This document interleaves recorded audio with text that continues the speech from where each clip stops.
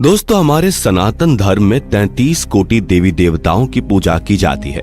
इन सभी में से हनुमान जी सर्वश्रेष्ठ देवता माने जाते हैं। हनुमान जी हिंदू धर्म के एक ऐसे देवता हैं जिन्हें अपनी शक्ति, पराक्रम और ब्रह्मचर्य के लिए जाना जाता है। दोस्तों, हमारे हिंदू धर्म की पौराणिक कथाओं में ज्यादातर सभी देवताओं की मृत्यु के बारे में जरूर बताया गया है, लेकिन हनुमान जी एक ऐसे देवता हैं जिनकी मृत्यु का जिक्र किसी भी धार्मिक ग्रंथ या पौराणिक कथा में नहीं मिलता। रामायण के मुताबिक ऐसा बताया जाता है कि हनुमान जी 7 चिरंजीवियों में से एक हैं, क्योंकि जब वो माता सीता से मिलने के लिए लंका गए थे तो माता सीता ने उन्हें आशीर्वाद में चिरंजीवी रहने का वरदान दिया था। इसके अलावा कहा जाता है कि जब प्रभु श्री राम अपने जीवन के अंतिम समय में देह त्याग कर रहे थे तो उन्होंने भी हनुमान जी को ये वरदान दिया था कि वो समय के अंत तक जीवित रहकर अपने भक्तों की सहायता करेंगे। अब दोस्तों, रामायण की इन बातों को ध्यान में रखते हुए ये कहना बिल्कुल भी गलत नहीं होगा कि हनुमान जी आज भी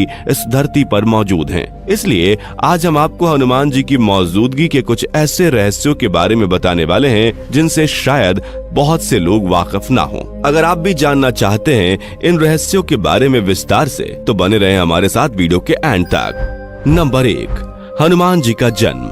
दोस्तों, सबसे पहले बात करते हैं हनुमान जी के जन्म के बारे में। आपको बता दें कि हनुमान जी का जन्म कर्नाटक के कोप्पल जिले के अनेगुंदी नाम के एक गांव में हुआ था। ये वही स्थान है जिसे रामायण काल में किष्किंधा के नाम से जाना जाता था, और कथाओं के अनुसार ऐसा बताया जाता है कि हनुमान जी का जन्म भगवान श्री राम के जन्म से पहले ही हो चुका था। भगवान श्री राम का जन्म 5114 ईस्वी पहले अयोध्या में हुआ था, और हनुमान जी का जन्म चैत्र मास की शुक्ल पूर्णिमा के दिन हुआ था। वैसे तो धार्मिक ग्रंथों के अनुसार हनुमान जी वानर राज केसरी और माता अंजनी के पुत्र थे, लेकिन ऐसा बताया जाता है कि जब माता अंजनी का विवाह होने के कई साल बाद भी उन्हें कोई संतान नहीं हुई थी तो पवन देव ने माता अंजनी को पुत्र प्राप्ति का आशीर्वाद दिया था, और इसी आशीर्वाद से माता अंजनी को हनुमान जी जैसा बलशाली पुत्र प्राप्त हुआ था। पवन देव के इसी आशीर्वाद के कारण हनुमान जी को पवन पुत्र के नाम से भी जाना जाता है। इसके अलावा दोस्तों, हनुमान जी भगवान शिव के 11वें रुद्र अवतार भी कहे जाते हैं। नंबर 2, कलयुग में हनुमान जी का निवास स्थान। दोस्तों, श्रीमद् भागवत पुराण के मुताबिक ऐसा बताया जाता है कि जब द्वापर युग बीतने के बाद कलयुग की शुरुआत हो रही थी, तभी से हनुमान जी ने एक पर्वत को अपना निवास स्थान बना लिया था। जी हाँ दोस्तों, हम बात कर रहे हैं गंधमादन पर्वत की। आपको बता दें कि गंधमादन पर्वत एक छोटा सा पर्वत है जो कि कैलाश पर्वत के उत्तर दिशा में पाया जाता है, और फिलहाल ये पर्वत तिब्बत के क्षेत्र में आता है।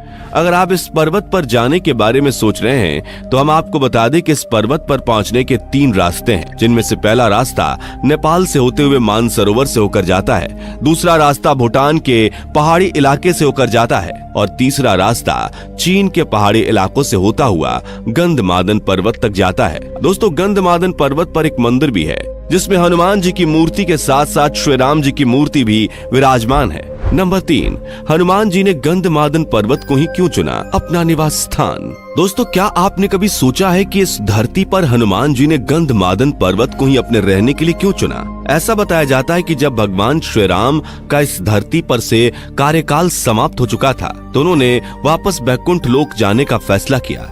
इसके बाद जब भगवान श्री राम वापस बैकुंठ लोक जाने के लिए सरयू नदी पर अपना देह त्याग कर रहे थे तो उन्होंने हनुमान जी को ये वरदान दिया था कि वो इस धरती पर समय के अंत तक जीवित रहेंगे, और इसके साथ साथ ये भी आदेश दिया कि वो कलयुग के अंत तक यहीं पर रहकर अपने भक्तों की मदद करेंगे।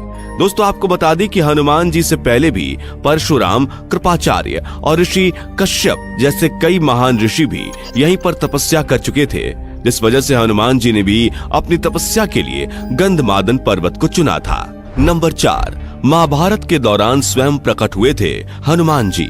दोस्तों, महाभारत के अनुसार ऐसा बताया जाता है कि त्रेता युग बीतने के बाद जब हनुमान जी गंधमादन पर्वत पर रह रहे थे, तभी उस समय 5 पांडव भी द्रौपदी के साथ वनवास काट रहे थे। वनवास के दौरान जब भीम अपनी पत्नी द्रौपदी के लिए कमल के फूल लेने तालाब के पास जा रहे थे तो हनुमान जी उस रास्ते पर पहले से ही लेटे हुए थे, और हनुमान जी की पूंछ पूरे रास्ते को घेरे हुई थी। भीम हनुमान जी की पूंछ को लांग कर नहीं जाना चाहते थे, इसलिए उन्होंने हनुमान जी से कहा कि आप अपनी पूंछ रास्ते से हटा लें। लेकिन जब हनुमान जी ने भीम की बात को अनसुना कर दिया तो भीम ने उन्हें मृत्यु दंड देने को कहा। भीम की ये बात सुनकर हनुमान जी उनसे ये कहते हैं कि आप दिखने में इतने शक्तिशाली दिखते हैं, तो आप इस पूंछ को क्यों नहीं हटा देते। हनुमान जी की ये बात सुनकर भीम काफी ज्यादा गुस्से में आ गए और जब वो हनुमान जी की पूंछ उठाने लगे तो वो उनकी पूंछ को हिला तक नहीं पाए। भीम का घमंड टूटने के बाद उन्हें ये तो समझ में आ चुका था कि उनके सामने कोई मामूली वानर नहीं है, और जब भीम ने हनुमान जी से अपने असली रूप में आने को कहा तो हनुमान जी ने भीम को दर्शन देकर उन्हें अपना आशीर्वाद दिया। नंबर 5, कैमरे में कैद की गई हनुमान जी की असली तस्वीर। दोस्तों, एक बार की बात है जब 3 दोस्त मानसरोवर की यात्रा पर गए हुए थे। इन तीनों में से एक लड़का हनुमान जी का बहुत बड़ा भक्त था और उसका यहाँ आने का मकसद भी केवल हनुमान जी के दर्शन पाना था। कई दिनों तक घूमने के बाद एक दिन अचानक उस लड़के को एक गुफा दिखी जिसमें से तेज रोशनी आ रही थी। जब वो लड़का कैमरा लेकर गुफा के अंदर गया तो उसने वहां पर एक लंगूर को देखा जो कि एक किताब पढ़ रहा था। जैसे उस लड़के ने लंगूर की फोटो खींची तो तुरंत ही उस लड़के की रहस्यमयी तरीके से मौत हो गई। ऐसा बताया जाता है कि इस तस्वीर में वो लंगूर कोई और नहीं बल्कि हनुमान जी ही थे और वो अपने हाथों में रामायण लेकर पढ़ रहे थे। नंबर 6, हनुमान पद का रहस्य।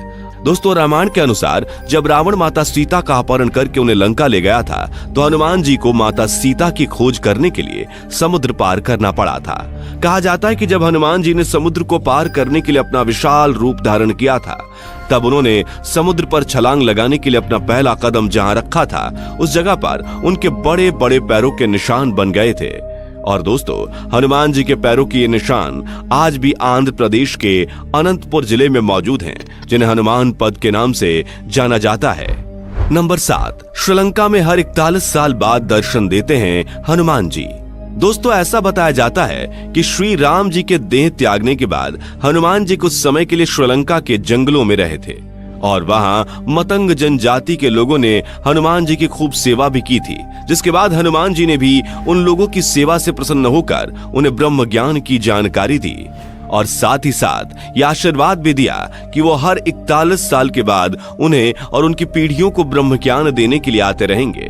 रिपोर्ट के मुताबिक बताया गया है कि हनुमान जी ने मतंग जनजाति के लोगों को अपने आखिरी दर्शन 27 मई साल 2014 को दिए थे और अब वो अगली बार साल 2055 में आएंगे। नंबर 8, चाइना में मिले हनुमान जी के सबूत। दोस्तों, आपको जानकर हैरानी होगी कि चीन की संस्कृति में भी एक ऐसे देवता हैं जो कि हनुमान जी की तरह ही दिखते हैं और वो अपने हाथों में धातु की एक छड़ी यानी गदा लिए हुए हैं। आपको बता दें कि चीन के लोग इन्हें मंकी किंग के नाम से जानते हैं, जो कि हनुमान जी की तरह ही हवा में उड़ सकते थे और अपनी शक्तियों से राक्षसों का विनाश करते थे। चीन और भारत के देवता में काफी कुछ एक जैसा होने पर इतिहासकारों का मानना है कि मंकी किंग कोई और नहीं बल्कि हनुमान जी ही हैं। नंबर 9, श्रीलंका में मिली हनुमान जी की गदा। दोस्तों, अगर आपने रामायण देखी होगी तो आप जानते होंगे कि हनुमान जी हमेशा ही अपने साथ सोने की एक गदा लिए रहते थे और हाल ही में कुछ समय पहले श्रीलंका में भी खुदाई के दौरान सरकार को एक विशाल काय गदा देखने को मिली थी। आपको बता दें कि इस गदा का वजन 1000 किलो से भी ज्यादा था और ये पूरी की पूरी सोने से बनी हुई थी। पुरातत्व विभाग के लोगों का ऐसा मानना है कि विशाल काय गदा हनुमान जी की हो सकती है।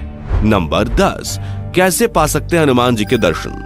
दोस्तों, क्या आपने कभी सोचा है कि अगर हम चाहें तो हनुमान जी के साक्षात दर्शन भी पा सकते हैं। कालतंतु कार्य चरंती एनर मरिष्णु निर्मुक्तेर कालित्वम अमरिष्णु, ये एक ऐसा मंत्र है जिसे हनुमान जी ने मतंग आदिवासियों को दिया था और इस मंत्र के जाप से हनुमान जी के दर्शन किए जा सकते हैं। हालांकि ये बात कितनी सत्य है इसका कोई प्रमाण नहीं है। तो दोस्तों, ये था हनुमान जी के बारे में कुछ ऐसे रहस्य जिन्हें जानने के बाद आपको भी यकीन हो गया होगा कि हनुमान जी आज भी इस धरती पर मौजूद हैं। जाने से पहले वीडियो को लाइक शेयर जरूर करें और ऐसी ही और वीडियोस के लिए चैनल को सब्सक्राइब करके बेल नोटिफिकेशन को भी जरूर ऑन कर ले। धन्यवाद।